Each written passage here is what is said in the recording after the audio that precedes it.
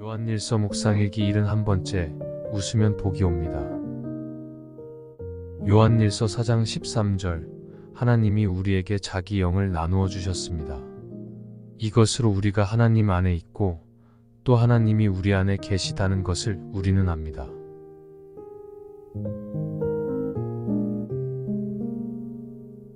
좋은 아침입니다. 무더위와 장마로 고통받는 이들이 없기를 이 아침 기도합니다. 사회적 아픔들을 들으며 안타까운 마음과 함께 주님의 긍휼을 구합니다. 그럼에도 우리는 우리 자리에서 할 일을 할 수 있길 바라요. 그것은 숱한 문제와 아픔에도 여전히 꺾이지 않는 주님의 영성을 수호하며 오늘도 기뻐하기로 작정하는 것입니다. 우리의 기쁨과 감사가 내가 있는 자리에서 희망과 위로의 메시지가 되길 기도합니다. 서로 사랑함으로 우리는 하나님의 형상을 이 땅에 드러내는 존재임을 알았습니다. 그러니까 내가 곧 주님의 등대라는 뜻이죠. 주님의 살아계심을, 주님의 선하신 능력을, 주님의 위로와 격려를 넘어 은혜와 축복의 통로라는 사실을 명확하게 인정할 수 있기를 간절히 기도합니다. 우리는 그런 존재입니다. 우리가 창조된 목적이죠. 나를 통해 하나님이 현현하시는 것입니다. 오늘 본문에서 사도 요한은 그 사실을 더욱 강조하고 있는데요. 하나님께서 우리에게 당신의 영을 주셨다고 선포하죠. 마치 등불에 기름을 부으시듯 주님의 영으로 하여금 우리가 빛을 내도록 하셨다는 말씀입니다. 사도 바울도 오늘 이 본문과 맥을 같이 하는 말씀을 하신 적이 있죠. 고린도후서 4장 6절로 7절 어둠 속에 빛이 비쳐라 하고 말씀하신 하나님께서 우리의 마음속을 비추셔서 예수 그리스도의 얼굴에 나타난 하나님의 영광을 아는 지식의 빛을 우리에게 주셨습니다. 우리는 이 보물을 질그릇에 간직하고 있습니다. 이 엄청난 능력은 하나님에게서 나는 것이지 우리에게서 나는 것이 아닙니다. 바울은 우리 안에 하나님의 영광을 아는 지식의 빛을 주셨다고 하셨죠.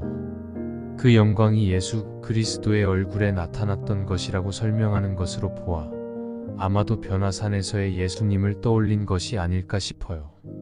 누가 보아도 빛났던 그 영광이 우리에게도 있다는 사실은 놀랍습니다. 왜냐하면 우리는 늘 찌그리고 불만 가득한 얼굴뿐이었기 때문이죠. 언제 나의 인생에도 해뜰 날이 있을까? 한탄하며 살아갔던 우리에게 이미 주님께서 세상을 밝히는 빛을 주셨다는 사실이 믿어지지 않기 때문이죠. 우리는 가진 것 없고 능력도 없고 세상을 바꿀 힘은 더더욱 없는 존재로 스스로를 인정하고 있기 때문입니다. 그래서 지금도 하나님께 뭔가를 달라고 요구하는지도 모르죠. 그 요구에는 이런 메시지가 담겨 있습니다. 하나님은 나를 잘못 만드셨어요. 외람되지만 하나님이 잘못 만드신 것이 아니라 내가 잘 모르고 있는 것인지도 모릅니다. 바울은 이렇게 말하죠. 그 보물을 질그릇에 담았다고요. 아시다시피 보물은 그 영광이고 질그릇은 우리를 뜻하죠. 왜 질그릇이라고 했을까요? 질그릇이라는 뜻은 말 그대로 하찮은 그릇이죠. 보물이 하찮은 그릇에 담겼다는 것은 크게 대비되는 부분입니다. 여기서 바울은 우리 자신을 비하할 생각이나 무시할 마음은 아니었을 거예요. 그럼에도 이런 대비를 두는 이유가 있지 않을까요? 왜냐하면 우리의 관심사는 늘 질그릇에 있었기 때문입니다. 어떻게 하면 놋그릇이 될까? 금그릇이 될까? 생각했기 때문이죠. 신기하게도 우리는 흙으로 지음받은 존재라 그저 질그릇일 뿐입니다. 아무리 치장하고 닦아도 질그릇 이상이 될 수 없어요. 인간은 다 똑같습니다. 때 빼고 광낸다고 해도 그저 인간일 뿐이죠. 바울은 우리에게 질그릇이 아니라 그 그릇에 담긴 보물이 문제라고 말합니다. 혹시 박물관 같은 데 가보셨나요? 우연히 어떤 위인의 생가를 방문한 적이 있었는데 그곳에 오래된 연필이 전시되어 있더라고요. 비싸지도 귀하지도 않은 그저 누구나 쓰던 연필이었습니다. 그런데 그 연필이 추앙을 받아요. 왜 그럴까요? 그 연필이 특별해서요. 재료가 좋거나 무슨 기능이 있어서요. 아닌 것 다 아시죠? 단지 그 연필을 쓴 사람 때문이죠. 누가 썼느냐에 따라 가치가 달라지는 법입니다. 사람은 다 똑같습니다. 금칠을 해도 사람이고 은칠을 해도 사람이에요. 똑같이 죽고 똑같이 병들고 똑같이 삽니다. 무슨 대단한 일을 해도 다 똑같은 사람이죠. 다만 그 사람의 가치는 그 질그릇에 담긴 것이 무엇이냐에 따라 달라지는 법입니다. 하나님께서 흙으로 사람을 지으시고 그 코에 생기를 불어넣으셔서 우리가 온전한 사람이 된 것처럼 하나님의 빛을 낼 때만이 온전한 가치가 매겨지는 거죠. 좀 어려운가요?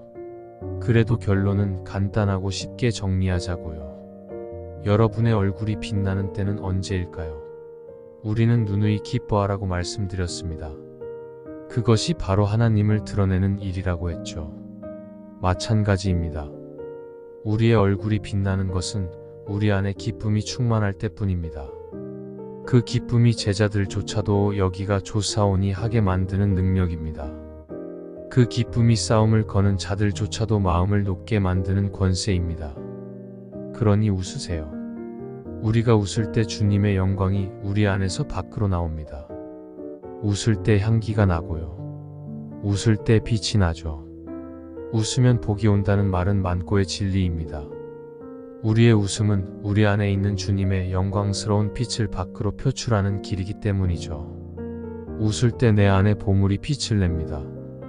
그러니 오늘도 많이 웃으세요. 우리에게 있는 어떤 지적, 경험적, 재능적 능력보다 훨씬 나의 가치를 높여줄 크고 강한 영향력은 웃음입니다.